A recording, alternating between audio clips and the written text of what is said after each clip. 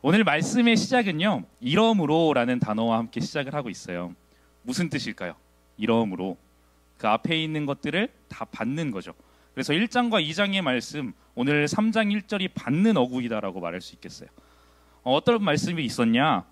정말 복음의 정수, 예수 그리스도께서 죽으심으로 말미암아서 원수가 되었던 그 이방인과 유대인들의 담을 허신 것, 그리고 그리스도의 피로 우리를 하나님과 화목케 하셔서 전혀 새로운 개념의 백성을 이루게 하심, 하나님 앞에 나아가 계셨다라는 내용이 이제 1장과 2장에 있습니다. 특히나 예수님께서는 친히 모퉁이 돌이 되셨고 건물마다 또 벽마다 서로를 연결하셔서 주 예수 안에서 연결되게 하셨을 뿐만 아니라 그리스도와 연합하셔서 또 한 몸이 되는 그런 귀한 그리스도의 정체성 또한 갖게 하셨습니다. 따라서 1절의 이 이러므로라는 말은 방금 드린 이 말씀이 다 함축이 되어 있는 거예요.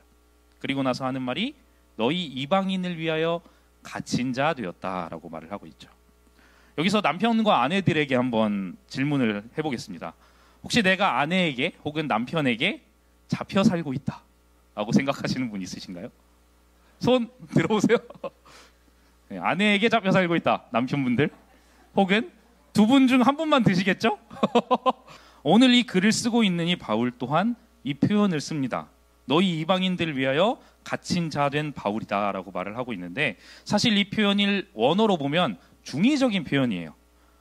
예수 그리스도에게 사로잡힌 나 바울은 이라고도 해석이 가능하고, 그리고 예루살렘을 지나서 로마의 구금이 되어 있는 상태잖아요. 그래서 이 두 가지 표현을 함께 쓰이고 있습니다. 다시 말해서 사도 바울이 느끼고 있었던 이 심정, 다른 게 아니라 예수님께 꽉 잡혀있는 자신의 심정, 자신의 상태를 말씀해 주고 있는 거예요. 나는 그분께 사로잡힌 바 된 사람이야. 내가 오늘 이 환경, 이 상황, 어떤 것도 하나님 앞에, 예수 그리스도 앞에 사로잡혀서 이렇게 된 거야 라고 고백을 하고 있는 겁니다. 감옥에 갇혔음에도 불구하고 말이죠. 그리고 그 다음에 바울이 뭐라고 하냐? 너희 이방인을 위해서다 라고 말을 해요. 나 바울은 예수님께 꽉 잡혀 있는데, 또 감옥에 갇혀 있는데, 그 이유가 다름 아닌 누굴 위해서? 너희 이방인들을 위함이야 라고 말하고 있습니다.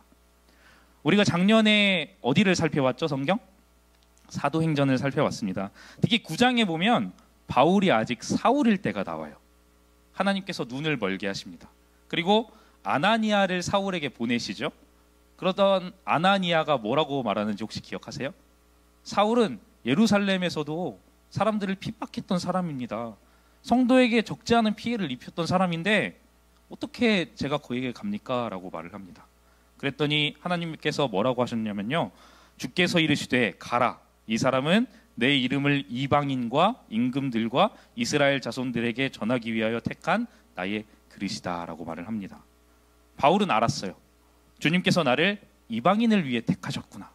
그리고 그가 전도하는 중에 가는 곳곳마다 이방인들이 주께 돌아오는 것을 경험하게 됩니다. 그리고 결정적인 사건, 사도행전 18장에 또 일어나고 있어요. 고린도에 있는 유대인들이 바울과 실라를 핍박하는 그 장면 혹시 기억하십니까? 핍박을 하는데 바울이 뭐라고 하죠?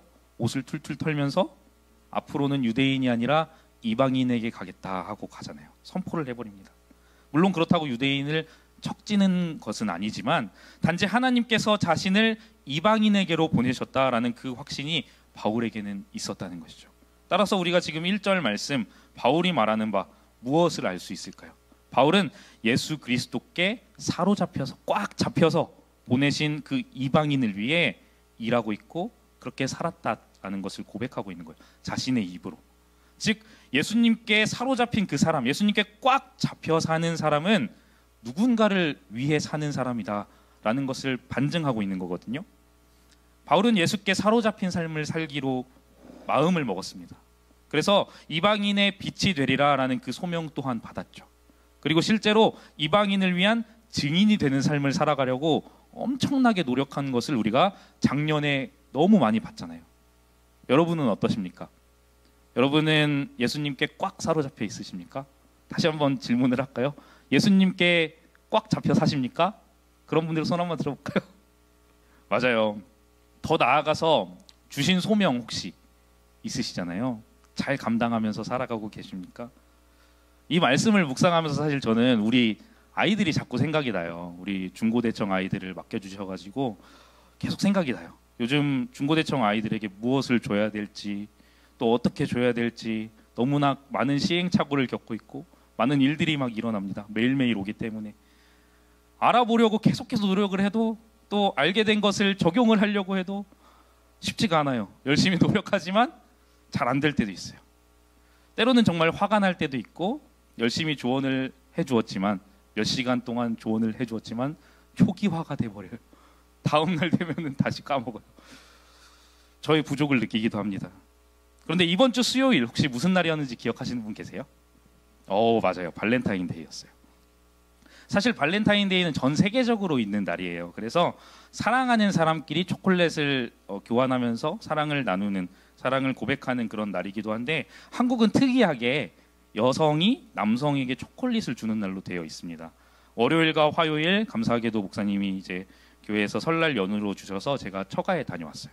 그리고 수요일에 출근을 했는데 아이들이 뭔가 분주해요. 바빠요. 그래서 뭐 하냐, 나는 모르고 있었어요. 발렌타인데이인지도. 그런데 저에게 초콜릿 꾸러미를 주는 거예요. 심지어 편지도 3개나 들어있었어요. 대단하죠. 제 것만 만들지도 않았고, 강렬 목사님, 또 전도사님, 효진 사모님, 지혜 사모님, 그리고 중고대청 모든 남자 아이들 것까지도 만들었습니다. 정말 감동이었어요. 정말 이쁘고 기특해서 제가 잘 하지 않거든요, 인스타그램을. 근데 인스타그램 스토리에도 남겨놨어요. 그런데 여러분, 들어보니까 이걸 준비하려면 뭐가 필요하죠? 돈보다도 시간이 필요하잖아요. 그렇죠? 초콜릿을 구입하고 편지를 쓰고, 들어보니 전날인 월요일부터 회의를 했고 화요일에 실행을 했는데 초콜릿 구입하는데 2시간이 걸렸대요. 포장하는데 더 오래 걸렸겠죠? 그래서 화요일 오후부터 수요일 오전까지 아무것도 안 하고 그것만 한 것 같아요. 정말 오묘한 기분이 듭니다. 공부하지 않았다고 혼내기도 좀 애매하고, 그렇다고 너무나 기특한데 잘했다고도 못하겠고 혼낼 수도 없고 그러면서 한 가지가 깨달아지더라고요. 이 마음이 하나님의 마음일 수 있겠다.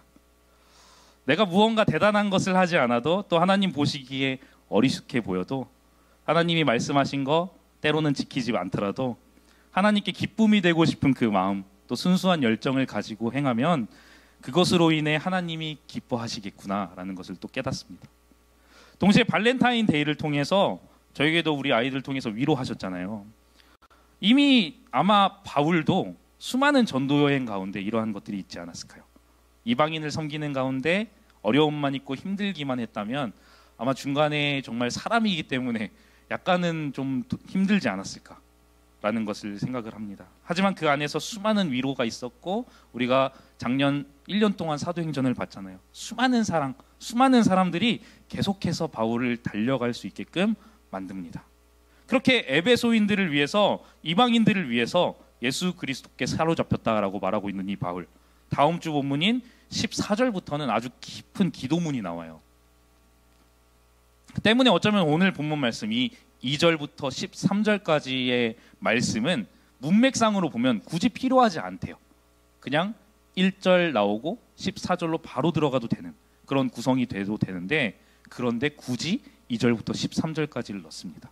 그래서 기도하기 직전에, 제가 기도하기 전에 할 말이 있어요 라는 뉘앙스로, 그런 느낌으로 존재하는 말씀이라는 것이죠. 그렇다면 이 말씀엔 무엇이 들어있을까요? 조금 길지만 2절부터 6절까지 다 같이 한번 읽어보겠습니다. 2절부터 6절입니다. 시작. 너희를 위하여 내게 주신 하나님의 그 은혜의 경륜을 너희가 들었을 터이라. 곧 계시로 내게 비밀을 알게 하신 것은 내가 먼저 간단히 기록함과 같으니, 그것을 읽으면 내가 그리스도의 비밀을 깨달은 것을 너희가 알 수 있으리라.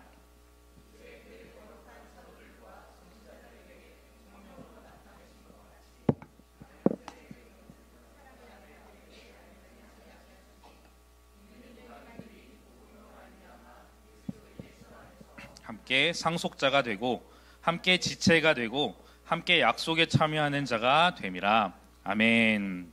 하나님의 은혜의 경륜이라고 하죠. 이 경륜이라는 단어가 조금 어려울 수 있어요. 근데 이 경륜이라는 단어는 하나님께서 행하신 일을 뜻합니다.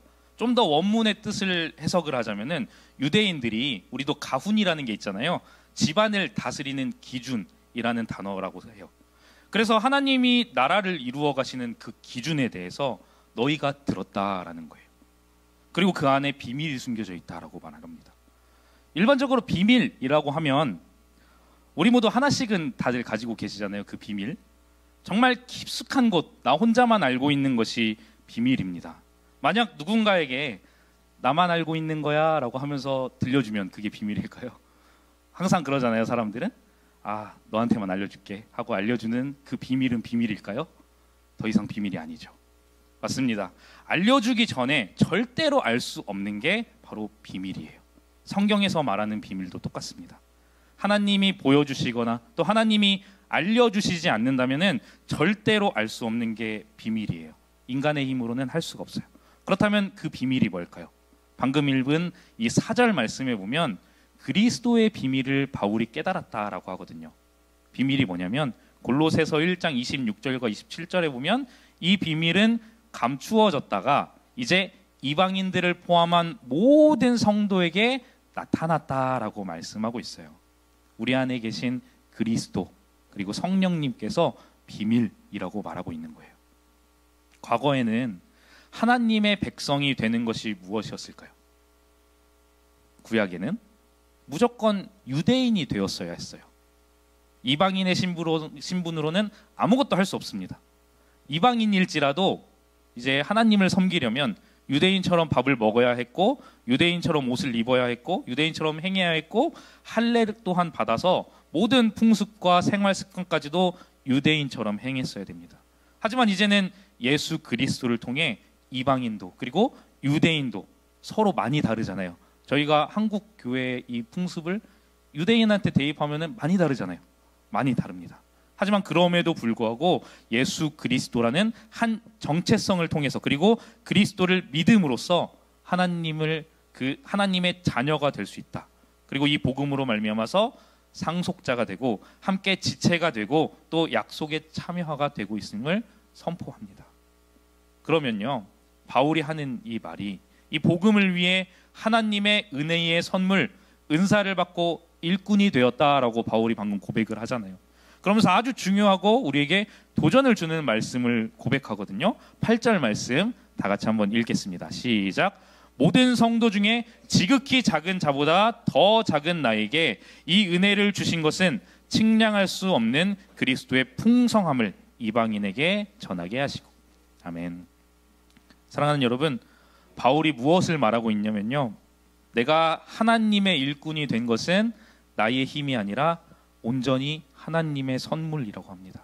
은혜의 선물, 일꾼이 된 것까지도. 그리고 하나님의 은혜의 선물을 한 단어로 표현하자면 은사잖아요. 이 은사, 항상 우리가 생각해야 될 게요, 나를 위해 주신 게 아니다라고 기록이 되어 있어요. 바울이 계속해서 선포하고 있듯이 주신 소명을 이루기 위해서 또 교회의 덕을 쌓기 위해서 주신 것이 바로 이 은사라는데, 바울에게 주신 소명은 그럼 뭘까요? 이방인에게 복음을 전하는 거잖아요. 따라서 바울은 하나님의 그 은혜의 선물을 통해서 진짜 목숨을 내놓고 이방인을 섬겨요. 일꾼이 되었어요. 그래서 방금 읽은 이 말도 안 되는 문법이거든요. 사실 왜 그러냐면은 모든 성도 중에 지극히 작은 자면은 끝나야 되잖아요. 근데 거기서 한 번 더 써요. 더 작은 자라는 말을 사용합니다. 저는 가장 작은 자입니다라고 바울이 말을 하고 있어요. 가장 미천한 자입니다라고 바울이 말을 해요. 그리고 이렇게 고백함으로 인해 어떤 효과가 나타날 수 있을까요? 바울은 다른 걸 말하는 게 아니에요. 하나님이 하셨다라는 거죠. 내 힘이 아니라 하나님이 하셨다. 작년에 사도행전을 1년 내내 깊이 묵상하면서 또 오늘 이 에베소서를 깊이 묵상하면서 저에게 생각은 바울은 전혀 작은 자가 아니다라는 겁니다. 적어도 제가 보기에는, 그리고 우리 모두가 보기에도 그 누구도 바울 보기에는 굉장히 대단하고 높은 자잖아요. 하지만 이 말씀을 통해서 우리의 시선이 조금 변화가 됐으면 좋겠어요. 바울이 스스로 지극히 작은 자보다도 더 작다라고 표현을 합니다. 그 이유가 뭘까요? 실제로 물론 그렇게 생각을 했겠죠. 그렇기 때문에 성경에 쓰였겠죠. 하지만 그 안에 담겨 있는 뜻은 내 힘이 아니라 하나님이 주신 힘으로, 하나님이 보이셨고 하나님이 만드신 내 인생입니다를 에베소 교회의 사람들에게 보여주고 싶었던 거예요. 하나님께서 나를 선택하셨을 뿐만 아니라 절대로 나 혼자서는 깨달을 수 없는 이 그리스도의 비밀을 성령을 통해 알게 하셨고 증언하는 일에 쓰임받는 그 일꾼이 되게 하셨다. 내 자신의 힘 그리고 조건, 이 모든 것 하나 없이 오직 은혜이다라는 것을 우리에게 알려주고 있는 거예요. 여러분은 어떠신가요? 저도 똑같아요. 정말 수없이 양보해서 구원에 있어서는 내 자신의 힘으로 한 것이 정말 0.1%도 없기 때문에 낮은 자의 위치로 갈 수밖에 없다는 것 다시 한번 생각을 합니다. 하지만 한국 정서상 훈계와 징벌, 이게 굉장히 강조가 되잖아요. 질서에 따라 필요하기도 합니다. 하지만 오늘 말씀을 우리의 삶에 대입해 보자면 그것과는 별개로 우리가 취해야 할 자세는 가장 낮은 자의 자세라는 거예요. 어쩌면 이 사도 바울의 고백, 지극히 작은 자보다도 더 작은 자라는 이 말은 적어도 저에게는 참 격려가 되고 은혜가 되는 말입니다. 우리가 세상을 살아가다 보면은 선택을 계속해야 돼요. 목사님은 하루에 100개 이상을 선택을 하신다고 하십니다. 리더시기 때문에. 저도 굉장히 많은 선택을 해요. 그리고 우리 막내가 누구일까요?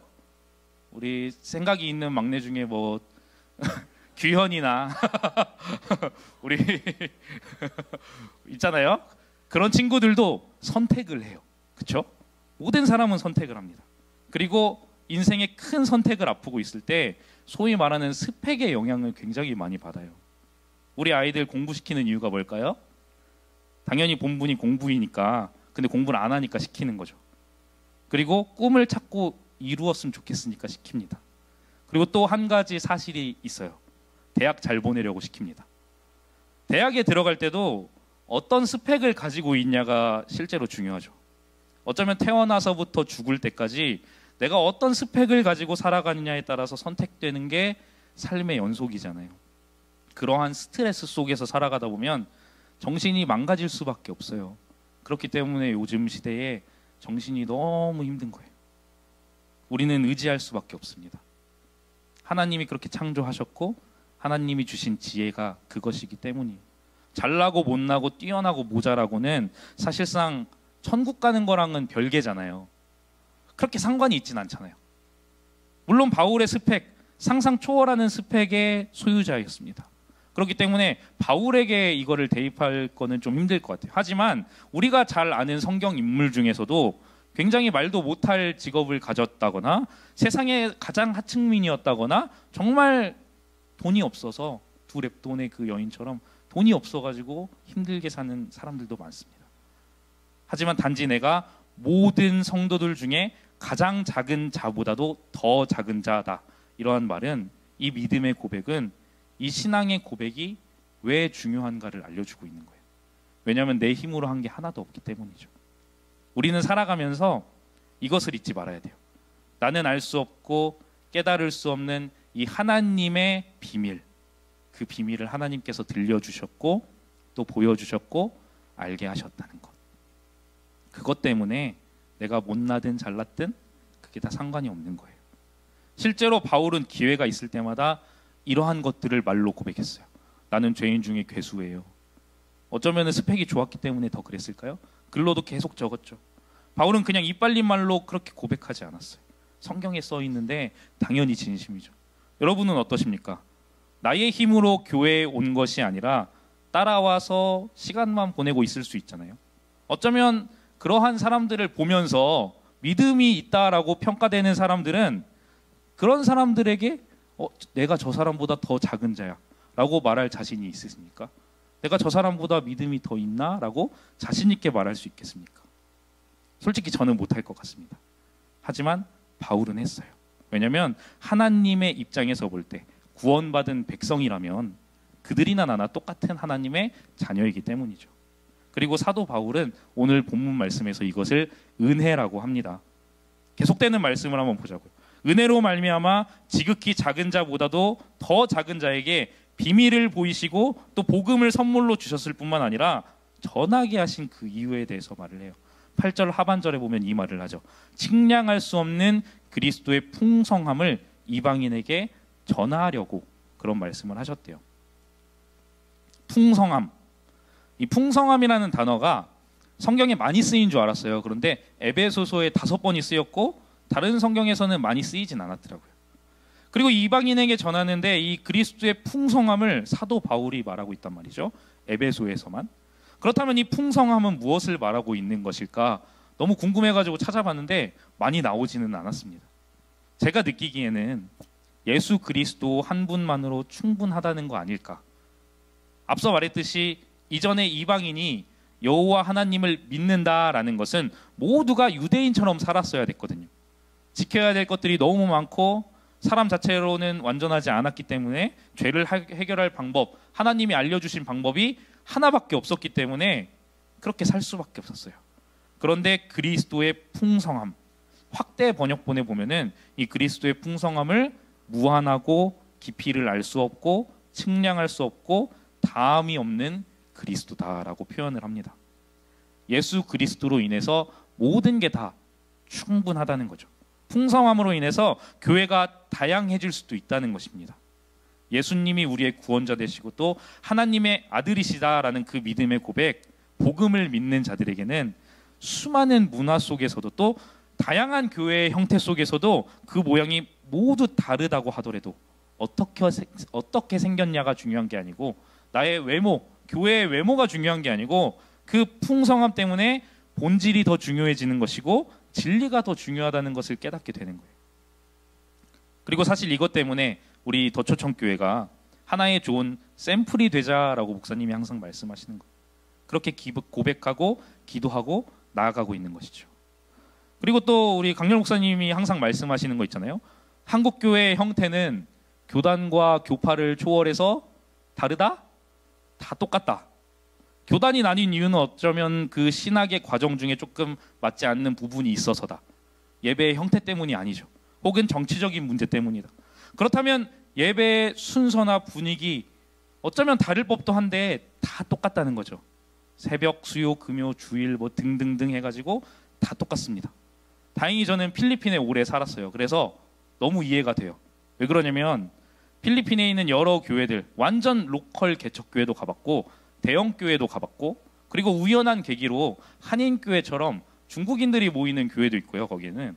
그리고 수소문하니까 너무 많은 교회가 있는 거예요. 중국인 친구가 굉장히 많았어가지고 따라서 한번 가봤어요. 근데 되게 신선해서 여기저기 수소문을 또 해봤어요. 그 학교에 있는 외국인 친구들에게 물어봐서 봤는데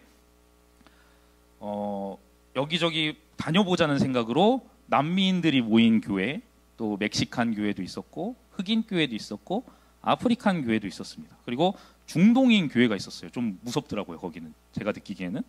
근데 다 달라요. 남미인 교회는 예배 분위기가 달라요. 일단 젬베를 다 가지고 와요. 다 쳐요. 2시간 동안 찬양을 합니다. 야, 대단하죠? 너무 자유분방해요. 한국인들 가시면 다 시험 들어요.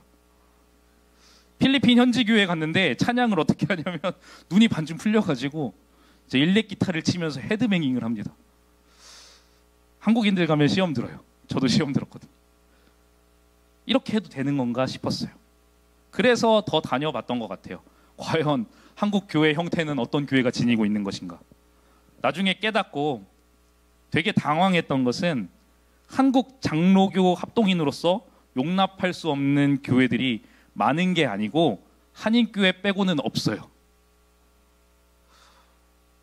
참 충격을 많이 받았습니다. 한 주 한 주 당황스러워요. 이게 뭐지? 가치관의 혼동이 오기 시작하고. 그런데 그 순간이 어쩌면 저에게는 굉장히 중요한 전환점이 되었던 것 같아요. 저는 한국인처럼 사역하고 한국인처럼 예배해야지 진정한 예배이고 비로소 하나님 앞에 부끄럽지 않은 사람인 줄 알았어요. 그런데 아니더라고요. 새벽 예배 취지 너무 좋죠. 그런데 새벽 예배만의 은혜가 흘러 넘치는 거 맞습니다. 하지만 새벽 예배를 드리는 나라는 어디 있을까요? 한국밖에 없어요. 물론 한국의 수많은 교회들이 이 예배를 통해서 한국이 회복되고 발전되고 쓰임받는 통로로 쓰였다는 거 누가 부정하지 않습니다. 너무나 잘 알고 있습니다. 하지만 그 수많은 예배에 참여하는 것과 또 무언가 봉사하는 것을 통해서 혹은 헌신을 통한 그 신앙생활만이 구원의 척도라면 천국에 가면은 한국인만 있겠더라고요. 제가 느낀 거예요. 한 4개월 정도를 여러 교회를 다니다 보니 탐방했더니 제가 내린 결론이었습니다. 지금까지의 신앙생활에 대한 내 생각을 구원에 대입하면 천국 가면 한국인만 있다. 여러분은 어떻게 생각하시는지 모르겠어요. 거초천교에 출석하고 계시니 당연히 그런 생각은 안 하시겠지만 그리스도의 풍성함으로 더 이상 구약의 제사나 율법에 의해서 이방인이 유대인이 되어야 하는 그 어려움이 없어졌잖아요. 그렇다면 그 풍성함으로 인해서 우리는 다양해질 수 있다는 겁니다. 본질과 진리가 변하지 않는 한 형태는 이미 너무 다양하다는 것을 말씀드리는 거예요. 그 본질이 뭘까요? 예수님은 그리스도시고 살아계신 하나님의 아들이십니다라는 이 생명의 고백과 함께 다만 그의 나라와 그의 의를 구하며 모든 것을 너희에게 주시겠다는 그 말씀. 이 말씀 위에, 반석 위에 우리의 교회가 세워져 간다면 어두워져만 가고 있는 이 시대잖아요. 무너져 가고 있는 이 시대 가운데 교회를 인해서 또다시 세워져 가지 않을까요? 그리고 그 이유에 대해 또 뭐라 말씀하고 있냐면요, 9절 말씀 다 같이 한번 읽겠습니다. 시작. 영원부터 만물을 창조하신 하나님 속에 감추어졌던 비밀의 경륜이 어떠한 것을 드러내게 하려 하심이라. 아멘. 이미 창세전부터 계획하시고 잠시 숨겨두신 이 비밀의 경륜으로 우리로 하여금 드러내게 하시려고 은혜를 주셨다고 합니다. 무슨 말이죠? 예수님이 우리에게 하신 일, 어쩌면 여러분 예수님의 십자가 사건에 대해서 단지 역사적인 사실로만 알고 넘어간다면 그냥 죄인에게 형벌 준 것밖에 안 되잖아요. 하지만 그 속에 감춰진 비밀을 성경에 기록해 놓으셨잖아요. 그리고 말로 계속해서 전해 내려오잖아요. 예수님께서는 내가 죄로 인해서 죽었어야 할 그 자리에 대신 죽으심으로 그러면서 말미암아 완전한 구원을 이루셨다는 것. 이 귀한 것이 바로 비밀이거든요. 이 비밀을 통해서 드러나게 하려고 하신대요. 나를 통해 구원의 복음의 말씀이 드러내게 하시려고 은혜를 주셨대요. 과연 우리가 흔히 말하는 그 노방전도죠? 나가서 그냥 전하는 것, 이 말 한마디가 이 전하는 것에 국한이 되어 있을까요? 그렇지 않습니다. 크리스찬으로서 살아가는 모든 범위인 것 같아요. 즉 그리스도의 증인이 되고 그 삶을 살아가는 것인데, 증인이란 하나님께서 나를 이끌어 가심을 믿고 또 시험을 당할 때에도 나를 붙드심을 믿는 게 바로 증인이잖아요. 친구들에게도 힘들어하는 사람들에게도 당당하게 행동하고 또 말할 수 있게 되는 것. 지금 당장 당신 처한 그 상황에서 나는 답을 알려줄 수는 없지만 예수님이 나를 어떻게 이곳까지 인도하셨는지 삶으로 보여주고 나의 고백으로 말해주면, 그리고 예수님이 당신의 빛이 되어주실 거라는 그 고백으로 인하여서 많은 이들이 돌아올 수 있다는 거예요. 그러면서 10절부터 바울은 점점 범위를 늘려가는 게 또 보여요. 1절에서는 바울 자신에게 국한이 돼 있었어요. 시선이 바울 한 사람이었어요. 점점 공동체에게로 시선이 갑니다. 그리고 10절부터는 교회된 우리 모두에게로 확산이 되는 것을 볼 수 있습니다. 이제는 교회로 말미암아서 하나님의 지혜를 세상에 드러내려 하신다라고 말씀하는 거예요. 그렇다면 하나님의 지혜는 무엇일까요? 고린도전서 1장에 보면 예수 그리스도가 바로 지혜이다라고 말을 하고 있거든요. 굉장히 의미심장한 말이에요. 교회로 말미암아서 하나님의 지혜, 예수 그리스도를 세상에 드러내려고 하신다 말씀을 하시는 것입니다. 우리가 예수 그리스도를 믿음으로 말미암아 이방인도 그리고 유대인도 모든 새롭게 하나 된 그 그리스도인들에게 담대함과 확신을 가지고 하나님께 나아갈 수 있게 된 그 일이 무엇을 통해? 교회를 통해 세상의 증언 되시기를 원하시는 거예요.